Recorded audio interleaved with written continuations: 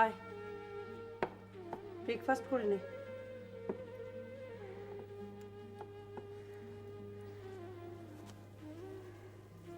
আয় রে, খেয়ে নে।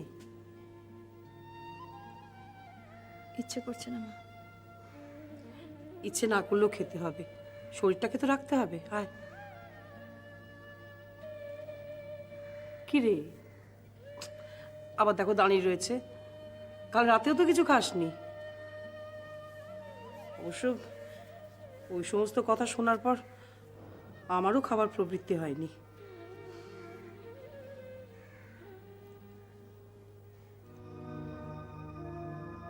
শর্মিলা, চুপ করে থেকো না, উত্তর দাও।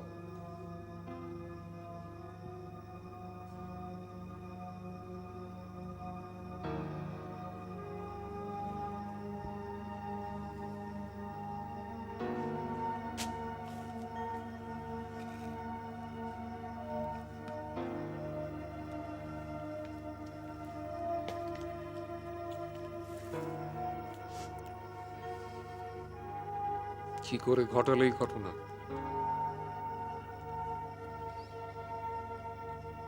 বলো, চুপ করে থেকো না, উত্তর দাও। কে লোকটি? আমি চিনি তাকে?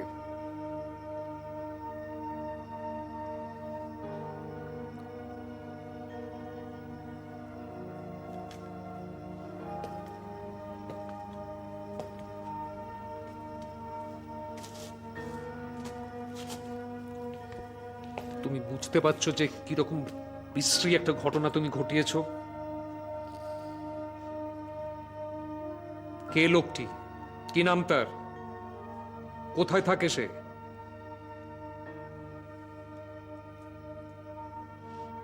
তুমি চুপ করে আছো কেন? উত্তর দাও। তুমি ভালোবাসো তাকে? বিয়ে করতে চাও? তুমি আমাকে বলো, আমি বিয়ের ব্যবস্থা করব। কি হলো?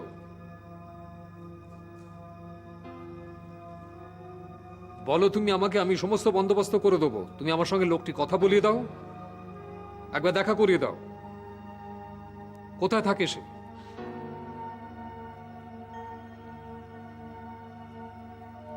বলবে না কিছু?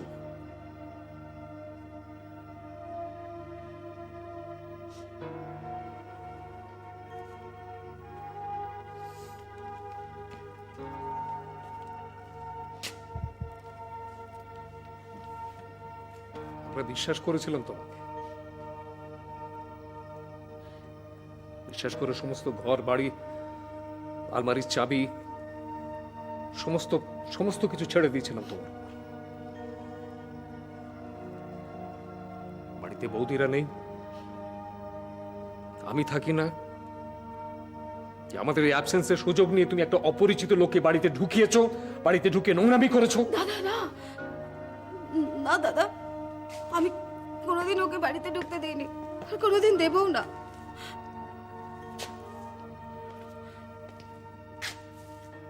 মানছি তুমি সত্যি কথা বলছো, কিন্তু লোকটি কে?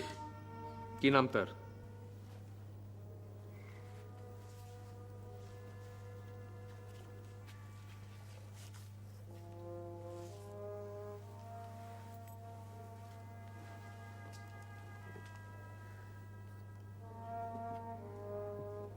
তিতির কোথায় মা? উমা, ওকে তো স্কুলে পাঠালুম রে। তুই দেখলি না, তোকে টাটা করে গেল। অবশ্য তুই দেখবি কি করে, তুই তো আর তোর মধ্যে নেই। তুমি অফিস যাবে না? না, এই অবস্থায় আর অফিস যেতে ইচ্ছে করলো না। মনের মধ্যে অশান্তি, একটার পর একটা বিপদ আমাদের ঘাড়ে নেমে আসছে। সুজাতা, তুই ভালো করে খোঁজ নে। মেয়েটার সঙ্গে হয়তো পাড়ার কোনো ছেলের ভাবটাব ছিল, এতদিন তলে তলে ছিল ব্যাপারটা। এখন তোরা কেউ বাড়িতে থাকিস না, সেই সুযোগে। ওকে ওরকম খারাপ কাজ করতে আমি কোনোদিন দেখিনি। বুঝি না বাপু, এ ভালো, ওর কোনো দোষ নেই, তাহলে ঘটনাটা ঘটলো কি করে? এরপর তো আর ব্যাপারটা চাপাচুপি দিয়ে রাখতে পারবি না, চারিদিকে ঢিঢি পড়ে যাবে। তুই নক্ষত্রকে ভালো করে জিজ্ঞেস কর, ও ছাড়া তো পুরুষ মানুষ কেউ নেই বাড়িতে। না মা, না, ওকে তুমি এতটা নিচে নামিও না। ও এরম কাজ কোনোদিন করতে পারে না। এই বিশ্বাসটুকু ওর ওপর আমাকে রাখতে দাও মা। এই বিশ্বাস না থাকলে আমি কি নিয়ে বাঁচবো? আমি কি নিয়ে থাকবো মা? না,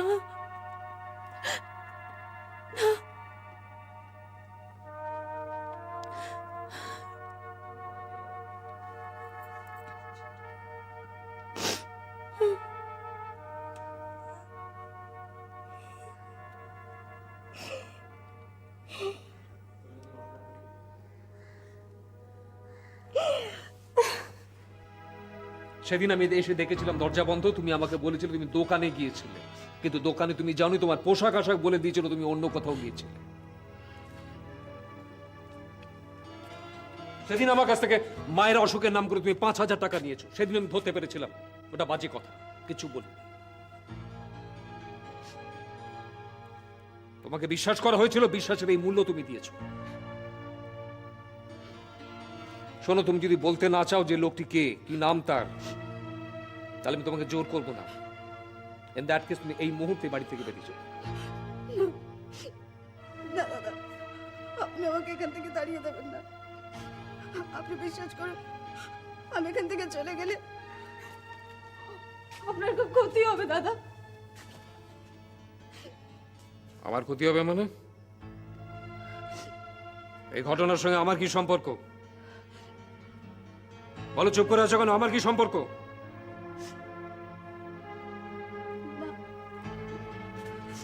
না মানে? আমি চলে গেলে আপনার ক্ষতি হবে, আপনি বিশ্বাস করুন। কি ক্ষতি হবে আমার? বলো, কি বলতে চাইছো তুমি?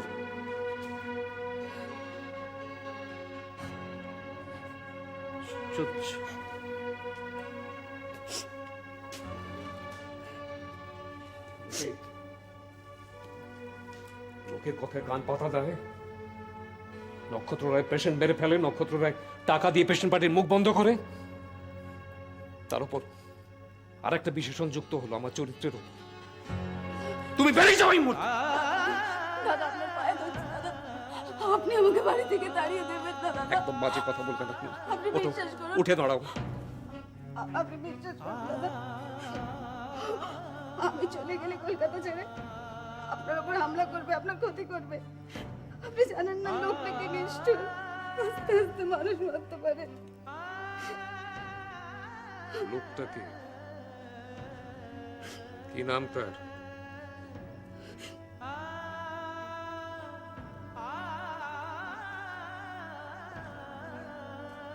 বলো, কি নাম তার? কোথায় থাকে সে? নামটা আমি সময় হলেই বলবো দাদা, শুধু দয়া করে আপনি আমাকে এখান থেকে তাড়িয়ে দেবেন না। আমি কলকাতা ছেড়ে চলে গেলে আপনার ভীষণ ক্ষতি হবে। বেরিয়ে যাও তুমি এখান থেকে। আমি আপনাকে কথা দিচ্ছি দাদা, কয়েকটা দিন আপনি আমাকে থাকতে দিন, তারপর আমি নিজে থেকে চলে যাব। তোমার একটা কথা আমি শুননা, তুমি এই মুহূর্তে বেরিয়ে যাও। আমাকে দয়া করে আপনি তাড়িয়ে বেরিয়ে যাও তুমি। দেবেন না, আমাকে তাড়িয়ে দেবেন না।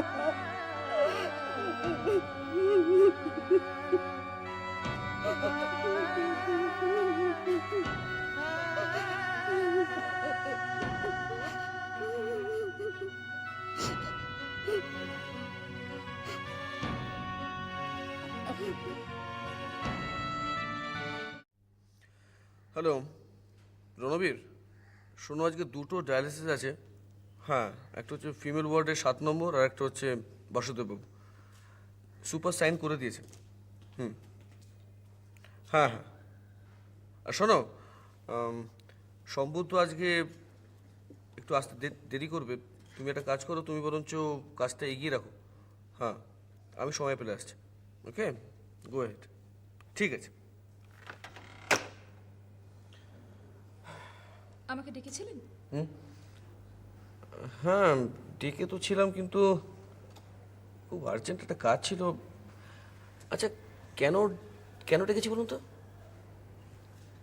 আপনাকে একটা কথা বলবো? হ্যাঁ। আপনি কিন্তু আজকাল খুব বেশি ভুলে যাচ্ছেন। না না, ভুলে যাচ্ছি না, মানে মনে পড়ে যাবে। আসলে আসলে স্যার নেই তো, এত কাজের চাপ। আর আমি তো স্যার নই, উনি যে কী করে সামলাতেন ভগবান জানে। ঠিক কথা, কিন্তু চোখের সামনে চায়ের কাপটা থাকা সত্ত্বেও সেটা মুখে তুলতে ভুলে যাওয়াটা একটু বাড়াবাড়ি রকম হয়ে গেল না? আসলে চাটা যে দিয়ে গেছে। থাক থাক, ওটা আর খাবেন না, ওটা একদম ঠান্ডা জল হয়ে গেছে। তা তো হয়ে গেছে, কিন্তু আসলে আমি খেয়ালই করিনি। আসতে পারি? আরে আসুন আসুন, কি আপনাদের কাজে ব্যাঘাত ঘটালাম? আগে তো বসুন, আপনাকে একটু ভালো করে দেখি। ওনাকে তো কিন্তু আজকে বেশ ভালোই দেখাচ্ছে। কি সুস্থ হয়ে গেছে না? না, সেটা পুরোপুরি চেক আপ না করে আমি ঠিক বলতে পারবো, সরি। তবে অ্যাপারেন্টলি আপনাকে খুব ব্রাইট লাগছে, এটা অস্বীকার করবো না। Thank you so much. আসলে কি জানেন, আপনারা হচ্ছেন সুন্দর মনের মানুষ, তাই সবকিছুকে সুন্দর দেখেন। তাই?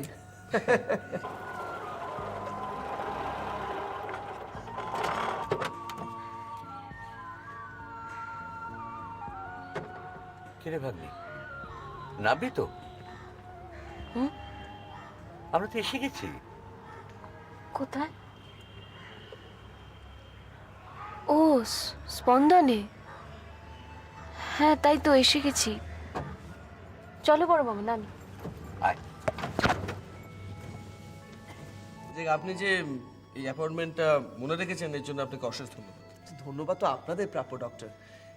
এত ব্যস্ততা, তার মধ্যেও আপনারা আমাকে চেক আপ করছেন, যথেষ্ট। দেখুন রঞ্জনবাবু, এটা বিনয়ের একটু বাড়াবাড়ি হয়ে যাচ্ছে না? হ্যাঁ, এটা আমাদের কাজ, দ্যাটস অল।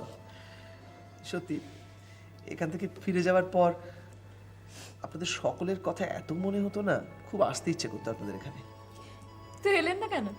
পাগল, আমি আপনাদের সঙ্গে দেখা করতে আসতাম, আর অনিয়ম করছি বলে আপনারা আমাকে আবার বেডে শুয়ে দিতেন। এত বোকা আমি নই। না না, সত্যি, আরো একটা দিন আপনাদের কথা খুব মনে হচ্ছিল।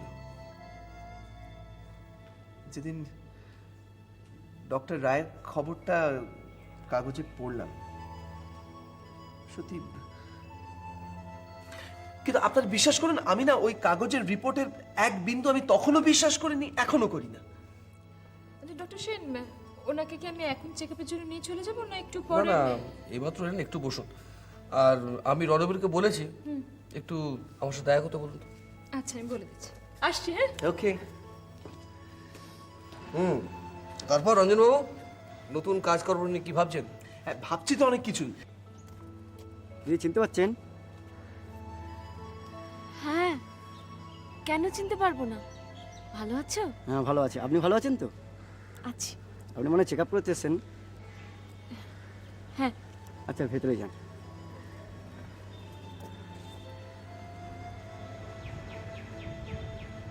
কিরে, দাঁড়িয়ে পড়লি কেন? চল।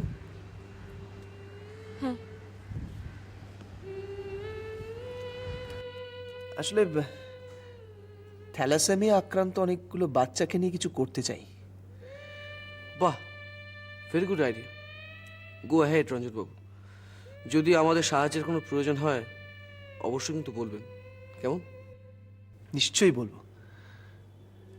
আপনাদেরকে আমি যদি সব কথা বলি তাহলে তাহলে আমি উৎসাহ পাবো, মানসিক শক্তি পাবো। একটা হাত করা আনা উচিত ছিল, জানিস? ওটাকে হাতে পরিয়ে না টানতে টানতে গাড়িতে গিয়ে তুলতাম। মামা চলো তো।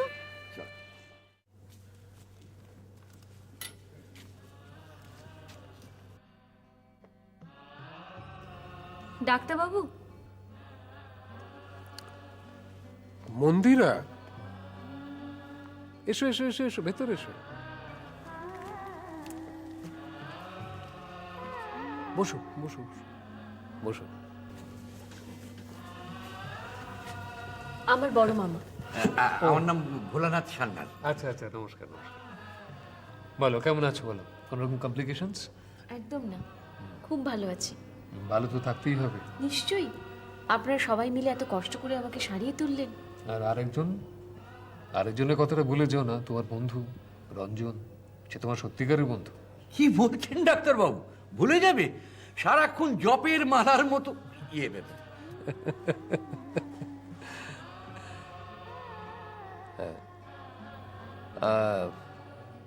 রঞ্জন বাবুর সঙ্গে তোমার দেখা হয়নি? শুভ্রাংশুদা আপনার কথা সব আমাকে জানিয়ে রেখেছিল, আমার সব ব্যবস্থা করা আছে। আসলে একটা ব্যাপারে একটু সন্দেহ ছিল। সন্দেহ ছিল মানে? হ্যাঁ, আপনি টার্ন আপ করবেন কিনা। আচ্ছা, একই কথা। আপনারা আমাকে বলে দিয়েছিলেন যে চেক আপ করাতে আসতে, আর আমি আসবো না, এটা কখনো হতে পারে? আসলে আপনি আপনার ব্যাপারে একটু উদাসীন তো, সেই জন্য এই আশঙ্কাটা ছিল। উদাসীন? একেবারেই নয়। আরে আমি নিজের কথা ছাড়া অন্য কারোর কথা ভাবি না। সেটা আপনি বলতেই পারেন, কিন্তু আপনাকে যারা চেনে এই কথা একেবারে বিশ্বাস করবে না। আচ্ছা, কেন বিশ্বাস করবে না? আরে মশাই, আমার মতো আত্মকেন্দ্রিক মানুষ খুব কম আছে, বুঝলেন?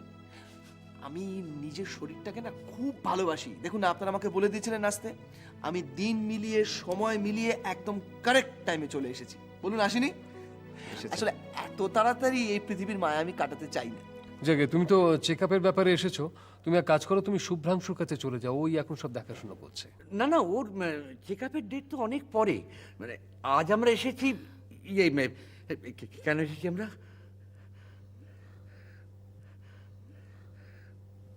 আপনার সঙ্গে দেখা করার জন্য এসেছি।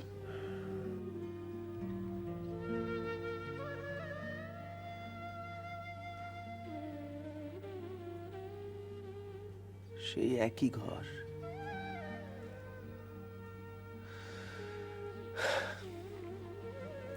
জানেন ডক্টর, আমার এখনো মনে পড়ে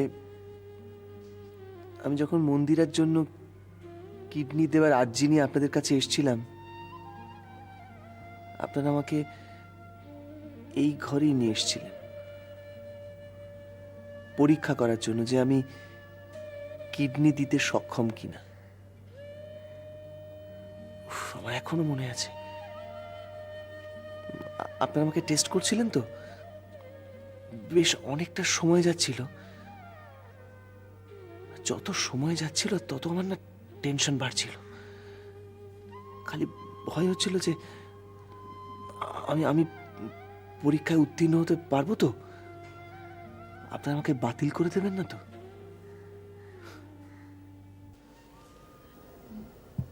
কাগজে আপনার সম্পর্কে পড়েছি। ও, তাহলে তো সব জেনেই এসেছো। পড়েছি, কিন্তু বিশ্বাস করিনি, বিশ্বাস করতে পারিনি। কাগজে আপনার সম্পর্কে যা কিছু লেখা হয়েছে সবকিছু মিথ্যে। অলোক মিত্রের মৃত্যুটা কিন্তু মিথ্যে নয়। মৃত্যু অনেক কারণেই হতে পারে, কিন্তু মৃত্যুটা যে আপনার অবহেলাতেই হয়েছে সেটা আমি কোনোদিন বিশ্বাস করব না। যাক, এই প্রসঙ্গ এখন থাক। তুমি চেক আপের ব্যাপারটা শুভ্রাংশুর কাছ থেকে একটু জেনে নাও। না না ডাক্তারবাবু, আপনাকে আর বিরক্ত করা ঠিক হবে না। আমরা পরে উঠি। হ্যাঁ, নমস্কার।